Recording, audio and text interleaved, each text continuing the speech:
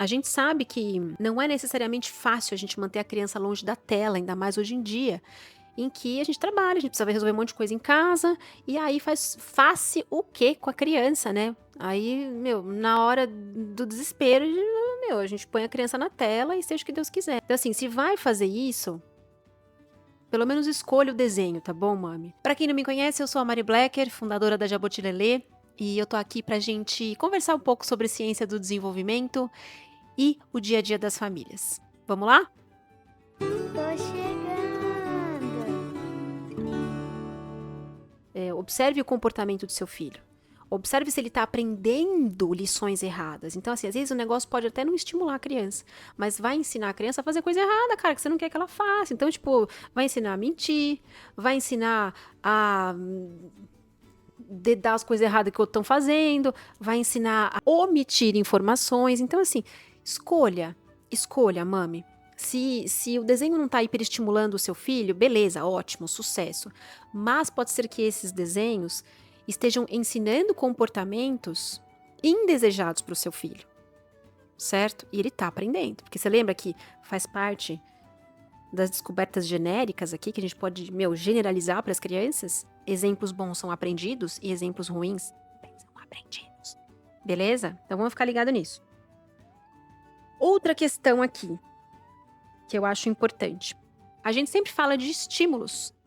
E quando a gente fala de estímulos, aqui no Brasil, a gente tem a mania, não sei porquê, quer dizer, na verdade, eu vou tentar sugerir motivos para isso. A gente acaba associando esse tema de estímulos com telas, né? O que aconteceu aqui no Brasil? Deixa eu pegar aqui uns dados que eu trouxe para vocês. Seguinte, por que a gente supõe que essa associação estímulos-tela aconteceu aqui no Brasil? Em 1988, aconteceu a promulgação da nova Constituição Federal. A Constituição de 1988, que é a Constituição Cidadã, que a gente chama, ela trazia lá um artigo específico falando sobre a necessidade de proteção da infância e juventude, não só pelas famílias, mas pelo Estado e pela sociedade civil. A partir desse artigo, criou-se uma lei, e essa lei previu pela primeira vez na história brasileira o controle classificatório por idade. O que era aquilo? Vocês lembram quando a gente era criança, principalmente a nossa geração, millennials e Z, a gente assistia TV e não aparecia aquela tagzinha embaixo assim, verdinha, vermelha, amarela, tal, falando, ó, indicado, não indicado para menores de 12 anos. Quando a gente era criança, a galera que nasceu na década de 80, começo na década de 80, a gente assistia a novela das 9, assim, porque não tinha tagzinha de classificação etária. Pô, mas o negócio surgiu em 1988, a lei, né? Pô, surgiu em 87, por que não tinha já, né? Eu deveria ter lá a tagzinha. Cara, as coisas não são muito assim, né? Por isso que eu falo, né? Demora, assim. O Estado, ele é lento pra começar a andar com as coisas. A gente demorou, pra você ter uma ideia, 20 anos para colocar em prática uma lei que tinha sido feita em 1988. Então foi só em 2008 que a TV brasileira, a TV, foi obrigada a aplicar as classificações etárias nos programas televisivos. Aquilo, por si só, já representou uma ajuda imensa para as famílias, porque as mães conseguiram começar a entender minimamente como filtrar aquele conteúdo. Então, mesmo antes de assistir a um filme, por exemplo, ou ao jornal, por exemplo, a mãe já conseguia saber se ali ia ter cena sensível, se ia ter cena de sexo, se ia ter cena de violência, linguagem imprópria, seja lá o que for. E aí, tirava as crianças da sala. Sabe aquela coisa? Isso já foi uma vitória, né? Mas, de qualquer maneira, a gente demorou 20 anos para essa legislação de proteção à infância amadurecer, até que ela virasse prática. Porque até então, nesse período, questionava-se muito a legalidade, a constitucionalidade dessa classificação etária, porque os meios de comunicação alegavam que era censura, né? Olha como são as coisas. Então, assim, a sociedade civil brasileira precisou de 2 décadas de amadurecimento para essa legislação de fato acontecer. E estava tudo indo linda e maravilhosamente bem até que surgiu rede social. Cara, pensa só. A gente demorou 20 anos para conseguir colocar o negócio em prática. Quando colocou em prática, em 2008, já tinha surgido Facebook. Já era, cara, já era! Começou a chegar YouTube, as plataformas de compartilhamento de vídeo.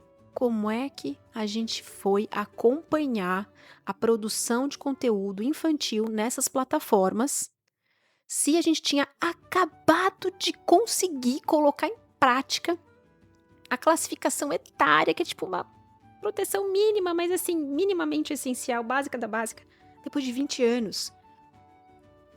E aí vem a resposta. A gente não conseguiu controlar conteúdo que estava sendo veiculado na internet.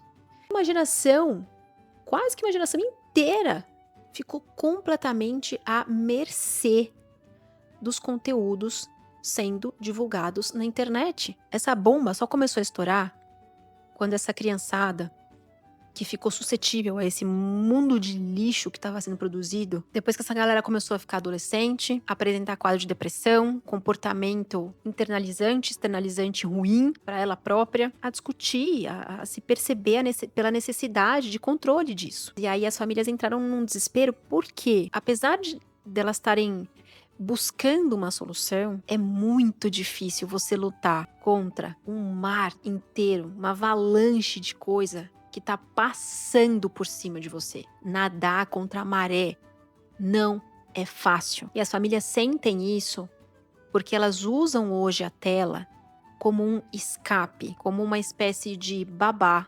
virtual para entreter a criança e deixar ela ali comportada, sem atrapalhar. Porque a galera precisa trabalhar, a galera precisa fazer coisas, entendeu? E eu realmente entendo isso.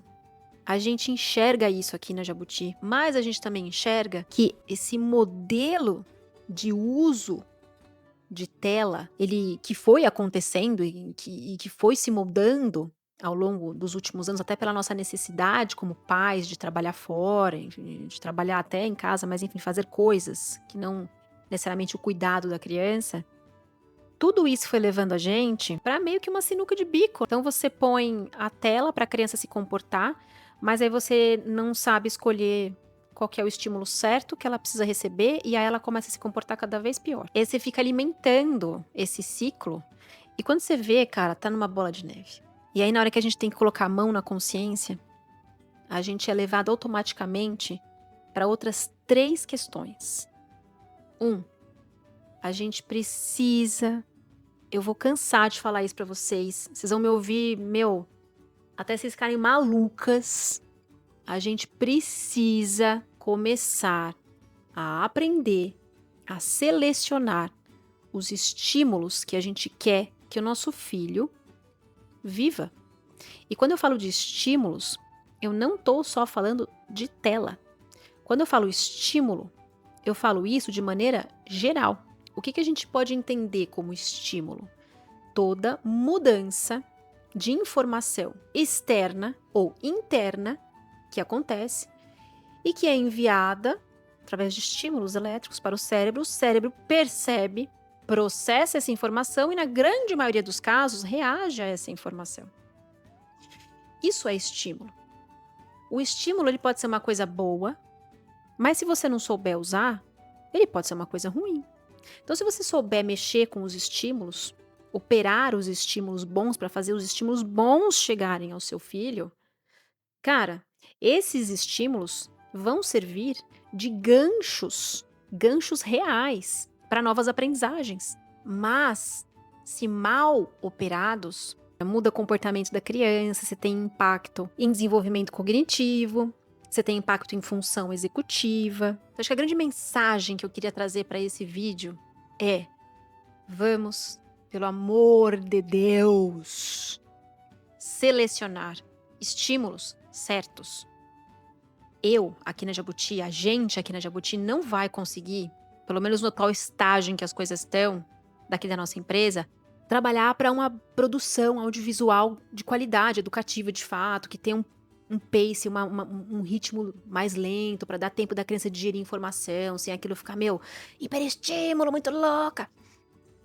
Por enquanto a gente não vai conseguir te ajudar com isso, mas a gente consegue, sem a menor dúvida, te ajudar com seleção de estímulo. É para isso que existem os fichários de desenvolvimento. Você recebe as 31 habilidades essenciais para a criança desenvolver em cada estágio dela, do 0 aos 6 anos. Junto com essas habilidades, você vai ter os marcos de desenvolvimento para cada habilidade. E abaixo dos marcos de desenvolvimento, você vai encontrar as maneiras certas de estimular esses marcos de desenvolvimento. Isso nada mais é do que um seletor de estímulo.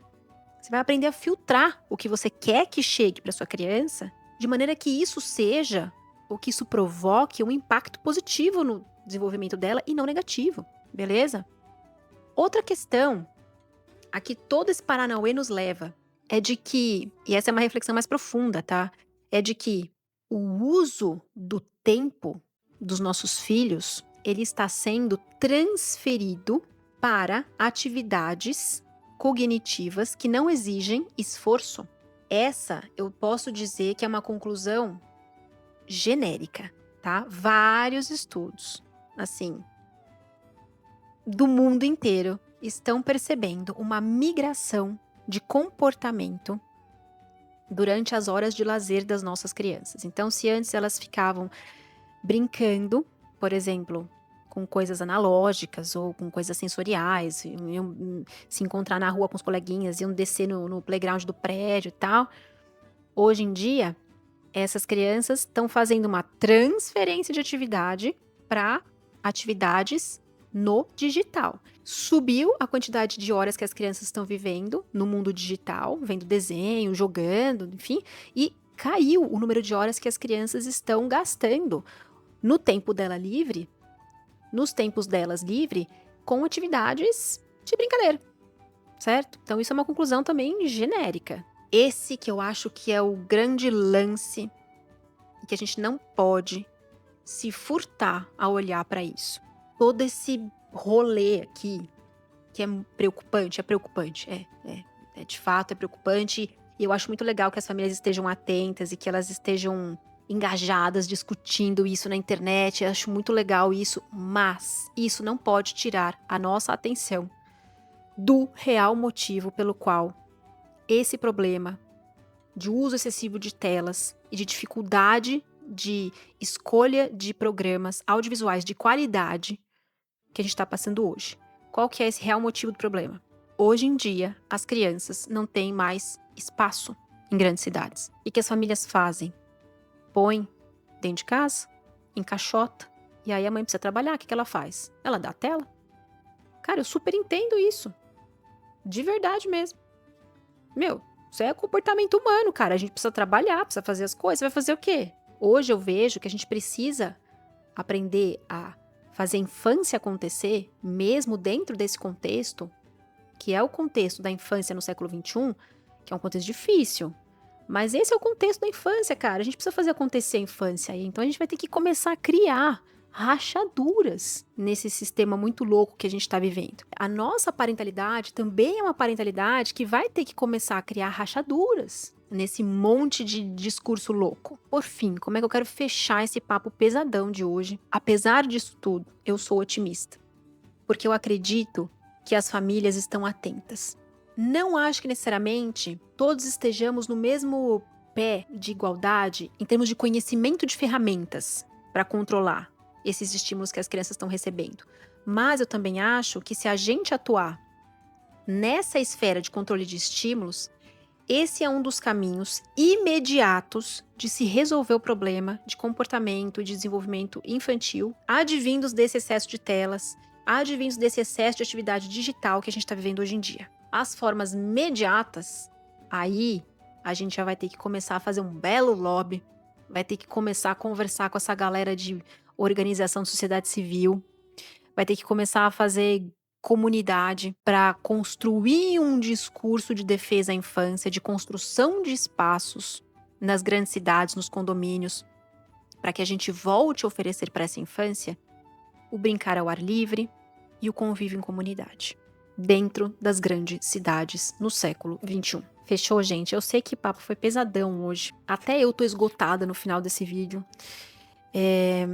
É um tema que sempre gera polêmica, né, quando a gente conversa sobre esse negócio de desenho e tal. Mas saibam que existe muita ciência por trás, só pra vocês terem uma ideia. Só pra fazer esse vídeo, tá? Não tô nem falando pra fazer material da Jabuti. Aí é outro nível de, é outra pegada pesada de pesquisa. Só pra fazer esse vídeo, a gente consultou, um monte de artigo, tá? Só pra você ter uma noção, assim, revista de pediatria internacional, atual, tá, gente? É pesado, tá? Só pra vocês acharem que eu não tô mentindo falando, ó quanta coisa que a gente tem que ler pra produzir. Ó quanta coisa que a gente tem que ler pra produzir um videozinho só. Por quê? Que eu fui vendo ao longo dos tempos. E agora eu vou fazer um desabafo, tá, mami? Ao longo dos anos eu fui vendo que a gente via muita baboseira na internet. E eu sempre me irritei muito com isso. Eu queria ter a chance, como mãe, de que um material legal chegasse até mim. Só que a gente não tinha isso disponível na internet, né? Então, eu falei, já que ninguém tá fazendo, vou eu fazer, ué. Já que eu tenho as ferramentas, bora lá fazer. E dito tudo isso, eu quero me despedir e perguntar pra você se a gente se vê no próximo vídeo.